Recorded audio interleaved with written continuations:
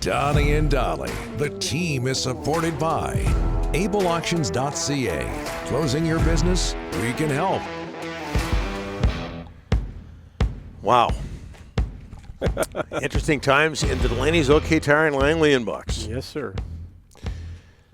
It is Thursday, and all of our guests today, including Brendan Batchelor, standing by, brought to you by the Vancouver Giants. The G-Men play a pair of home games this weekend at the LEC. Tomorrow they take on Kelowna at 7, and Sunday they face Seattle at 4 p.m., followed by a Save On Foods post-game skate for the kids. They're always fun. Grab your tickets for the Giants' final 6 home games at vancouvergiants.com/tickets. And you were saying, Ryan, I haven't looked at the Giants' schedule lately, but they also, in between those 2 home games, have a game on Saturday on the road. In Kamloops? Yeah, which seems weird to me.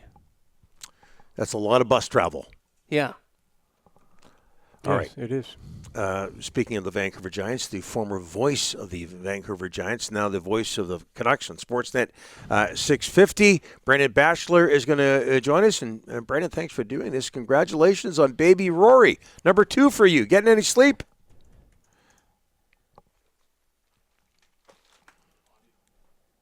Okay, I'm not hearing Brendan here, Ryan. Hold one sec here, Brendan. We're going to work these out. There we go.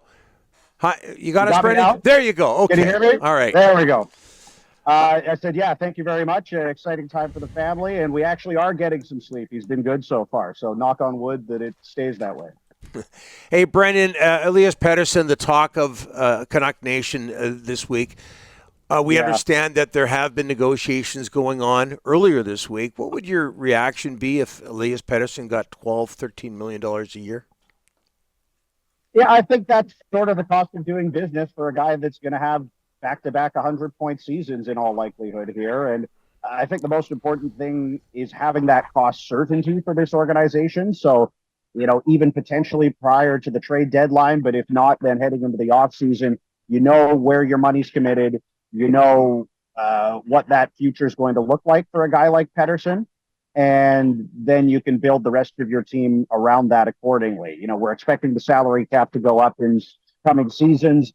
This is the kind of dollar amounts we need to be looking at for top players in the league. So I guess it would depend specifically on the term and the dollar amounts and the overall number of the contract, but that's kind of what I would have expected this contract to come in at. So it wouldn't surprise me. And to be honest, with the level he's produced, even though there have been sort of questions about his game throughout stretches over the last couple of seasons, he's a guy that's worth that money for the offense.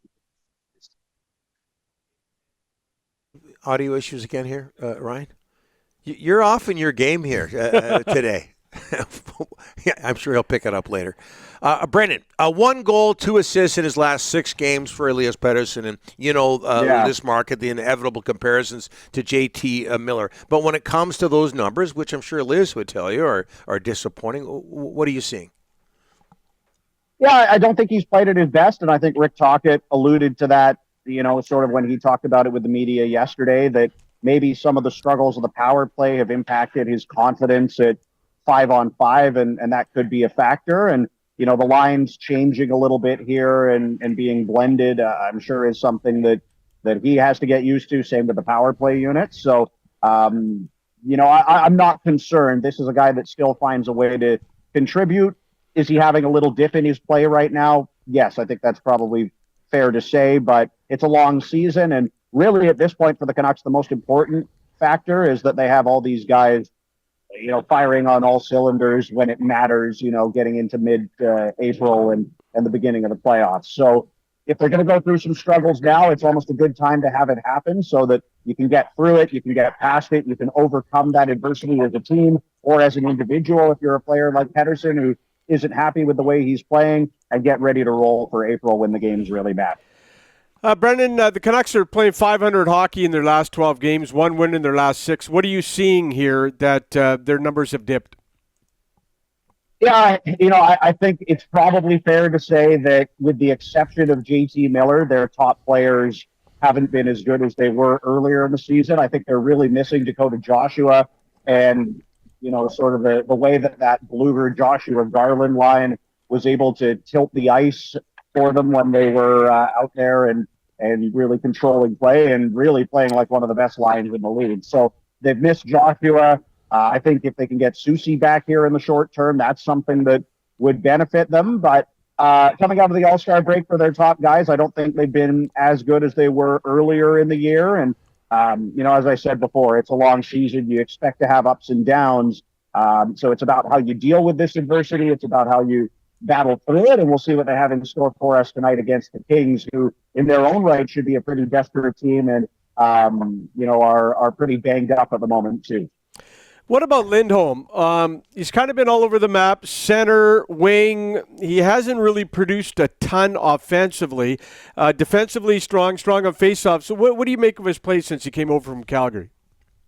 Yeah, it's been up and down. I think he's still finding his way. And when you're going to put someone on the wing and then move them to center and have them on the Miller line and the Pettersson line and now anchoring his own line, those are all things that are going to take some getting used to. So I don't think he's been at his best. I don't think he's been the kind of player that they hoped they were acquiring yet, but there's still time. And we've heard talk about how much he likes having Lindholm, Pettersson, and Miller on different lines to really solidify the middle of the ice. So, if he can get comfortable with some line mates, have a good extended run with the same guys, and gain some confidence, then it wouldn't surprise me if we see his game trend in a better direction. But you're right, he's still been very good in the faceoff circle. I think for the most part, his two-way game has been good. And those are things that, maybe don't make headlines, but are going to be very important for this team down the stretch and into the postseason. And Brendan, before we let you go, Ryan, maybe we could throw out Brendan's tweet from earlier today or from last night. But the defense pairings, there have been changes there, Brendan. Hughes with Juleson, Cole with Myers. Hronek goes down to the third pairing with Zadorov. Friedman is your seventh defenseman here. What do you make of that?